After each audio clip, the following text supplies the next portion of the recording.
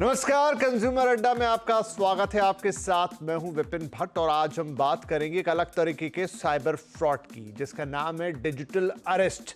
साहस का टेस्ट। जी हां, डिजिटल अरेस्ट को कुछ ऐसे समझें कि किसी ने आपको कॉल किया और बताया कि भाई आपके साथ तो ये गड़बड़ है। फॉर एग्जांपल, मैं सीबीआई से बोल रहा हूं या मैं टीआरएआई से बोल रहा हूं, मैं किसी भी एक जांच एजेंसी का उन्होंने नाम लिया, या फॉर एग्जांपल सिंपली पुलिस से बोल रहे हैं और आपके आधार कार्ड पे तो ये फ्रॉड हुआ है, या आपके आधार नंबर पे तो इलीगल ड्रग्स गए हैं, या आपका एक ऐसा कुरियर है जिसमें से ड्रग्स पाए गए हैं।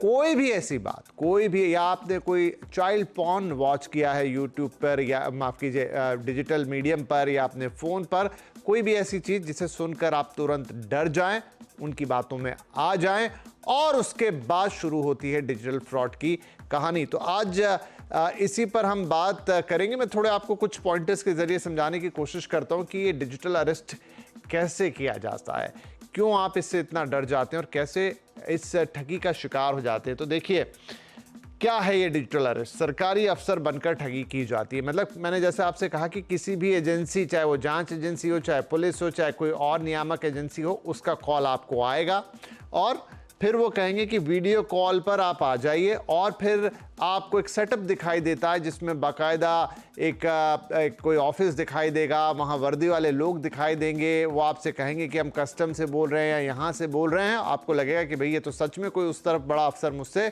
बात कर रहा है। विक्टिम को डराकर फिर वसूली की जाती है। वो फिर आपको बातों में उलझाते हैं।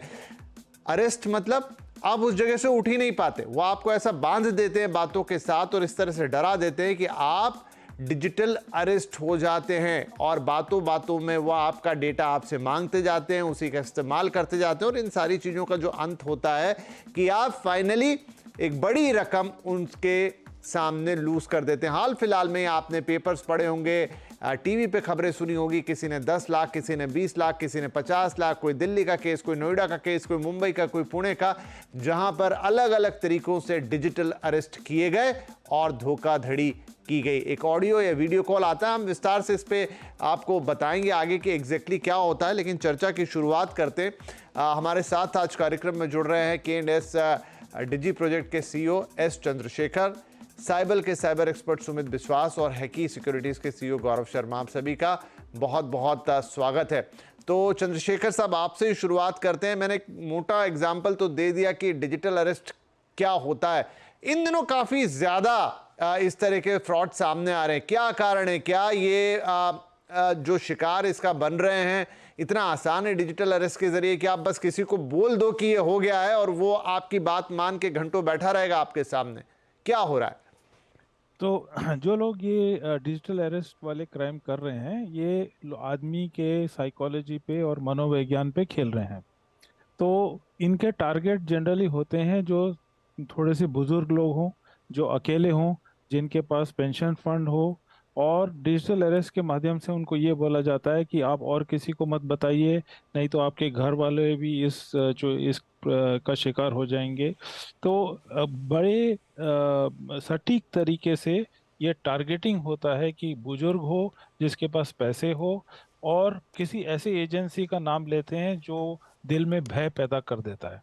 तो ये सब चीज़ों का इस्तेमाल करके, और हमेशा डिजिटल अरेस्ट के दौरान ये बोला जाएगा, अगर दिल्ली का कोई टारगेट है तो वो बोलेंगे कि हम मुंबई से बात कर रहे हैं, इसीलिए हमको वीडियो कॉल पे आना पड़ रहा है, आप और किसी को मत बताइए, नहीं तो उनको भी प्रॉब्लम हो जाएगा। और कुछ ऐसी ऐसी जानकारी देंगे जिससे आपको ये विश्वास हो जाएगा कि वो लोग सच में सरकारी लोग हैं।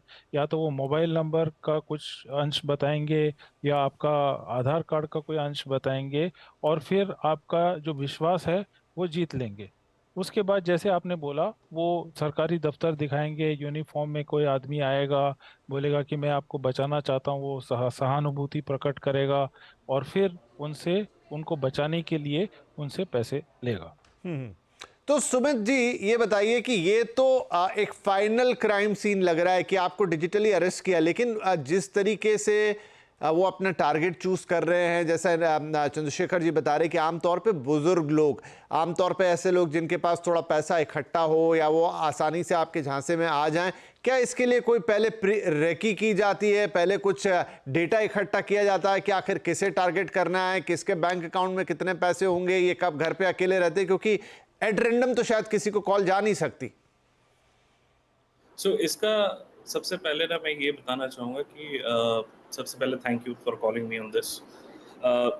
दूसरा, इसका रीज़न क्या है ना, सबसे पहले जितने भी आप साइबर क्राइम क्रिमिनल्स की बात करते हैं, थ्रेट एक्टर्स की बात करते हैं, इनका मेन एजेंडा ये होता है कि प्रोफाइल क्रिएट करना। जैसे किसी ऑर्गेनाइजेशन में आप इंटरव्यू के लिए कैंडिडेट्स को बुलाते हैं, वो अपना रेज्यूमे बनाते हैं, राइट, जिससे आप उनका प्रोफाइल जान सकते हैं वो क्या करते हैं। थ्रेट एक्टर्स का भी यही काम होता है। ये क्या करते हैं कि ये देखते हैं कि किस इंसान के पास किस टाइप का पैसा है, किस टाइप का ट्रांजैक्शन हो रहा है। उसके बाद ये क्या करते हैं, ये 3 स्टेज में ये आपका जो अटैक होता है ये करने की कोशिश करते हैं। पहला रहता है, जैसा आपने बताया, जैसा चंद्रशेखर जी ने भी बताया, कि वीडियो कॉल, ऑडियो और वीडियो कॉल, राइट, ये कॉल आएगा आपके पास। दूसरा रहता है कि ये एक स्टेज क्रिएट करते हैं। आज की डेट में हम आर्टिफिशियल इंटेलिजेंस यूज़ करते हैं, हम अपने ग्रोथ के लिए यूज़ करते हैं, बट ये सारी चीज़ें साइबर क्रिमिनल्स भी यूज़ करते हैं। उसके बेसिस पे ये पूरा एक सेटअप क्रिएट करते हैं। जैसे चंद्रशेखर जी ने भी बताया कि अगर आप बॉम्बे में हैं तो आपको बताया जाएगा कि आपके नाम से जो इलीगल एक्टिविटी हो रही है वो दिल्ली में हो रही है, पौंडीचेरी में हो रही है, कहीं पे भी हो रही है, इसलिए हम वीडियो कॉल पे आ रहे हैं। इससे क्या होता है कि वो प्लेटफॉर्म क्रिएट करते हैं डर का, पैनिक का। उसके बेसिस पे फिर उसके बाद जो थर्ड स्टेज आता है वो रहता है कंपल्शन, और एक सेंस ऑफ अर्जेंसी क्रिएट करते हैं। ये जितने भी आपके बुजुर्ग लोग रहते हैं, बिकॉज इनके पास अवेयरनेस नहीं है, राइट, इसके बाद इनके पास एक पेंशन फंड आ रखा है, इनके पास एक एफडी है, तो ये डर जाते हैं फैमिली मेंबर्स का कुछ यूज़ करके। इनको डराना बहुत ईजी होता है। द सोल्यूशन फॉर दैट कि आप सबसे पहले आप जाएं, उनको अवेयर करें। जैसे हम आज की डेट में बताते हैं, पहले हम सबको बताते हैं कि आप लिंक पे क्लिक ना करें, OTP ना बताएं आप फ़ोन पे। बट आज की डेट में साइबर क्रिमिनल्स बहुत एडवांस हो चुके हैं। वो क्या करते हैं, आपका एक बार आपका आधार कार्ड या फिर कुछ फ़ोन नंबर, कुछ बेसिस पे आपको कुछ ऐसा क्रिएट करके स्टोरी बताएंगे कि आप एज अ पेरेंट, मेरे भी पेरेंट्स हैं, सो आई नो, मेरे as a parent they will come to know, कि वो समझ जाएंगे कि हाँ, ये हमारे फैमिली मेंबर के साथ कुछ हो रहा है। वो इट्स बेसिकली आप वो ट्रस्ट क्रिएट करते हैं और वो पैनिक का सिचुएशन क्रिएट करते हैं जिसका वो फायदा उठाते हैं। गौरव साहब, मैंने यहाँ तक भी सुना कि एक तो ये ठगी करते हैं, मतलब ऐसे लोगों को जाल में फंसाते हैं, जैसा अभी हमारे मेहमान कह रहे हैं कि जिनके पास पैसा हो, एफडी रखी हो, बुजुर्ग लोग जिनके पास तुरंत देने के लिए कुछ हो।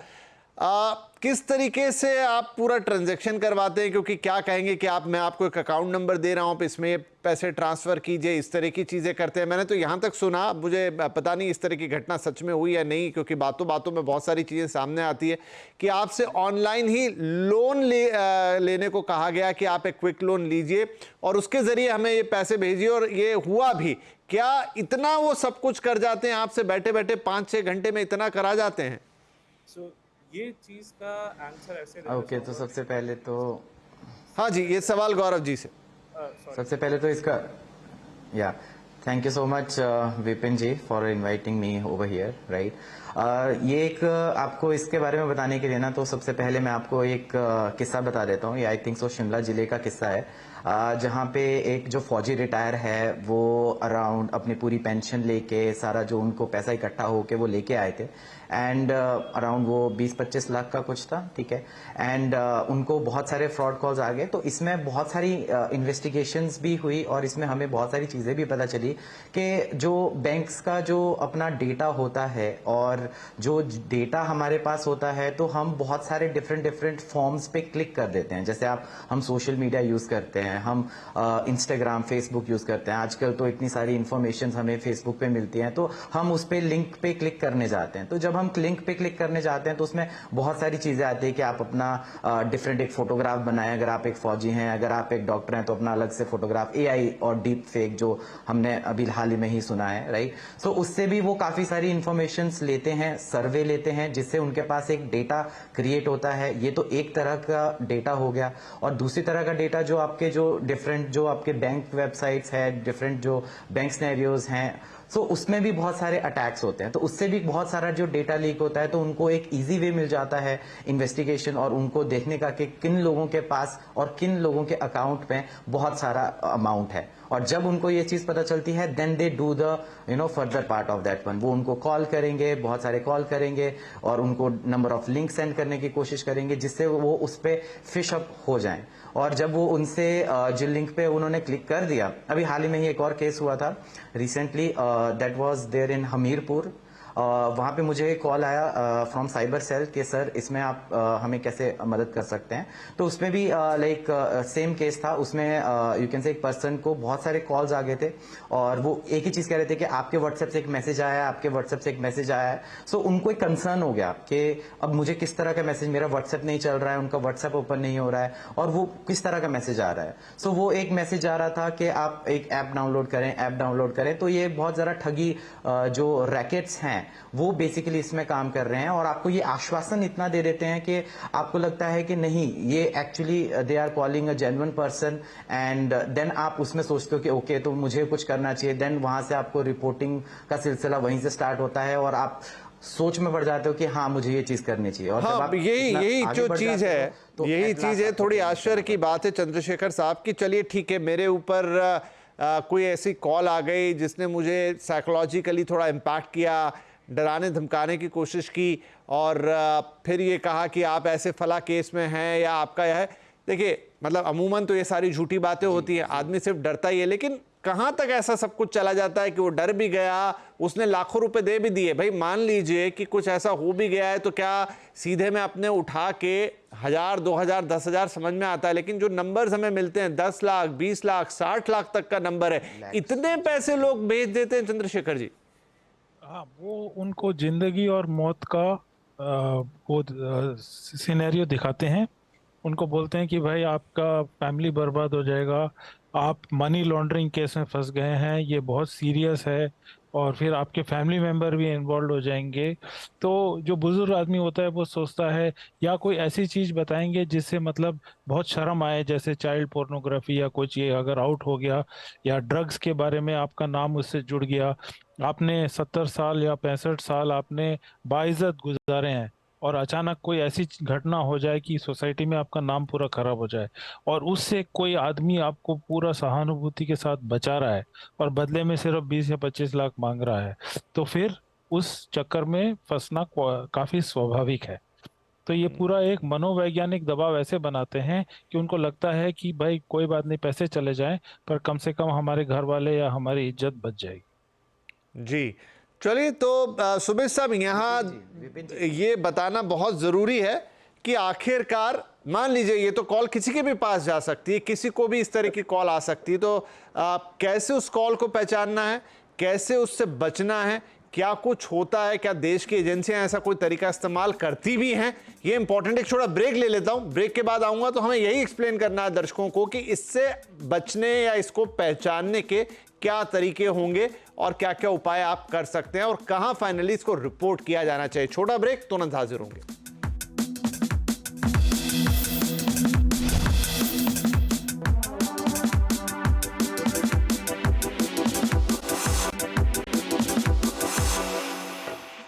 Welcome back. डिजिटल अरेस्ट, साहस या टेस्ट। आज हम बात कर रहे हैं इसी के ऊपर कि किस तरीके से साइबर फ्रॉडस्टर्स इन दिनों आपको कॉल करके, खासतौर पे वीडियो कॉल करके, और खासतौर पे हमारे बुजुर्गों को एक तरीके से गिरफ्तार कर लेते हैं, हटने नहीं देते कैमरे के सामने से, और इस दौरान उन्हें डराते हैं, धमकाते हैं, साइकोलॉजिकली उन पे इम्पैक्ट बनाते हैं और उनसे लाखों रुपए ठग लेते हैं। अब आप पहचानेंगे कैसे इस चीज को? तो सुमित साहब, आप देखिए, ये कॉल किसी के भी पास जा सकता है और कोई भी इसका शिकार बन सकता है। क्या वो चीज होगी कि आप पहचान पाएं कि भैया ये तो गलत कॉल आ रही है, इसको तो शुरू में ही काट दो या इसको रिस्पॉन्ड मत करो? जी, आप डेफिनेटली ये पहचान सकते हैं। कुछ तरीके होते हैं। जैसे सबसे पहले मैं ये बताना चाहूँगा कि जितने भी ये हैकर्स होते हैं, स्कैमर्स होते हैं, ये सबसे पहले क्या करते हैं, आप 2 चीज़ों पे ये आपका फ़ायदा उठाने की कोशिश करते हैं।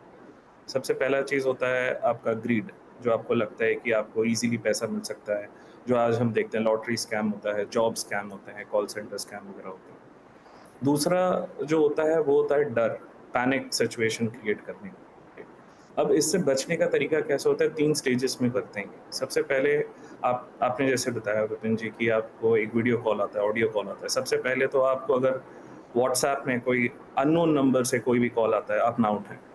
बिकॉज़ आपको व्हाट्सएप इज़ आपकी पर्सनल चीज़ है, आपके पर्सनल मैसेजिंग ऐप है।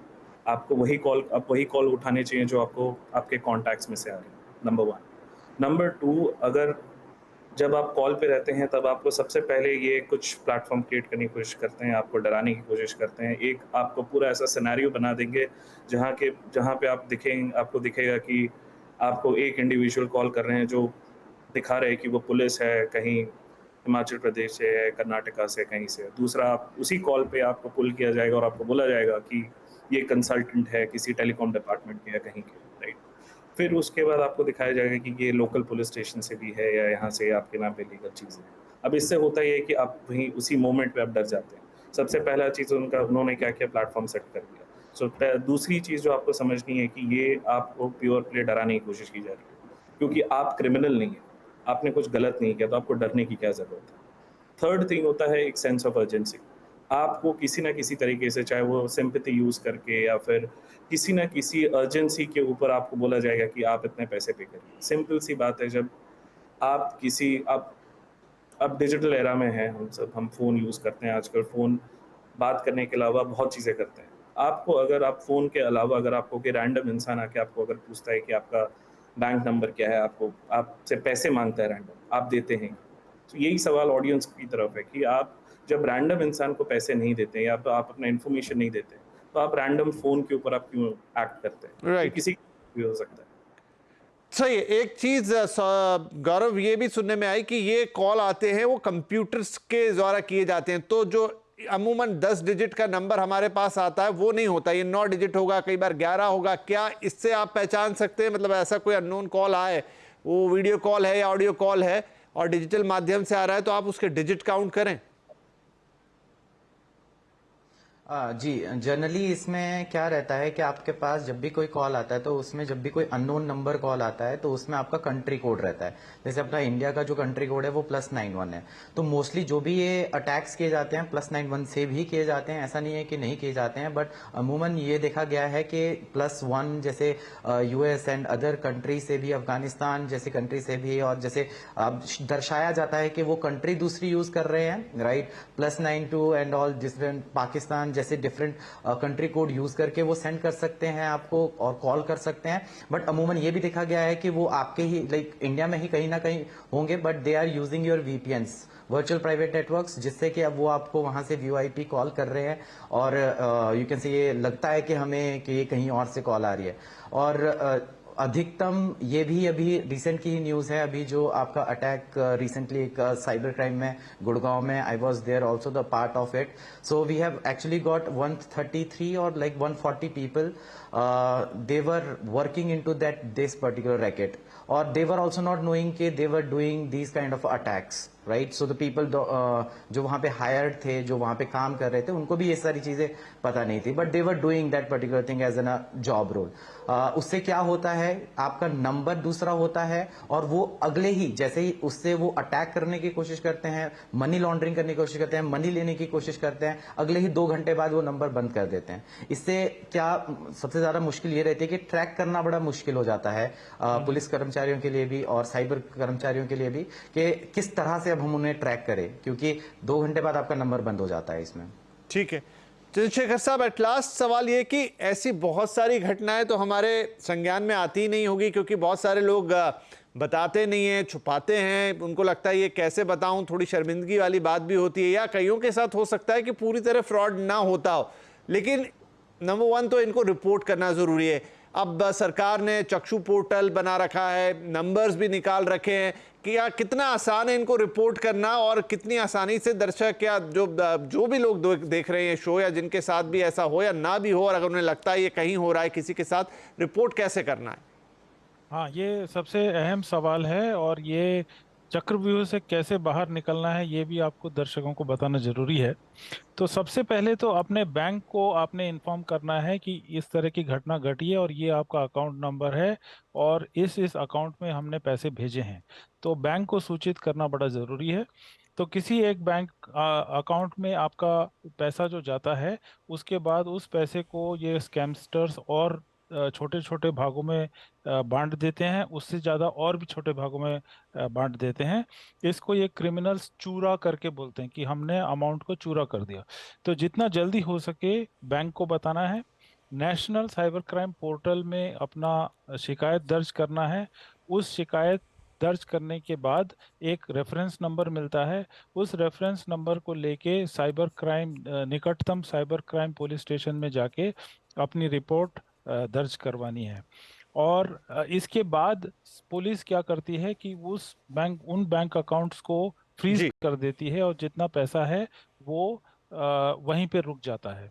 ठीक है। और उसके बाद कानूनी कार्रवाई होती है। मैं कई ऐसे केसेस भी जानता हूं जहां कुछ हद तक लोगों को पैसे वापस मिल गए हैं।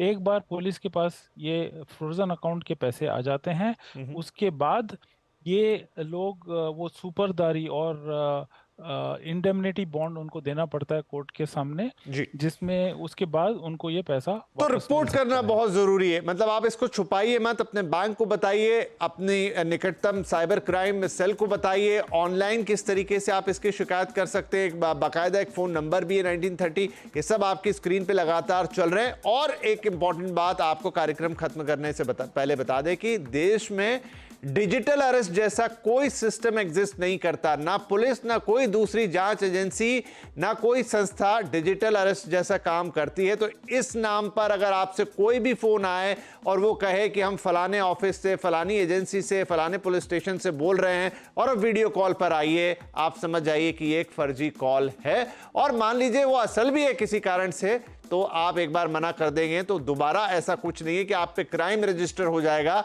दोबारा आपसे पहुंचेंगे अगर कोई जेन्युइन बात कहीं हो भी रही होगी। अमूमन तो ऐसी कोई चीज एग्जिस्ट नहीं करती और कोई जांच एजेंसी और पुलिस आपसे वीडियो और ऑडियो कॉल पे ऐसी बातें नहीं करेगी। तो यही बात ध्यान रख लेंगे तो बहुत कुछ सही हो जाएगा। बहुत शुक्रिया आप तीनों मेहमानों का, आपने बड़ी इंपॉर्टेंट बातें यहां पे बताई। एंड आई होप कि इस तरह के जो फ्रॉडस्टर हैं, इस तरह के जो स्कैम्स होते हैं, अब जितनी अवेयरनेस जाएगी शायद लोग उतना जागरूक होंगे और उतना हम बचाव कर पाएंगे। बहुत बहुत धन्यवाद।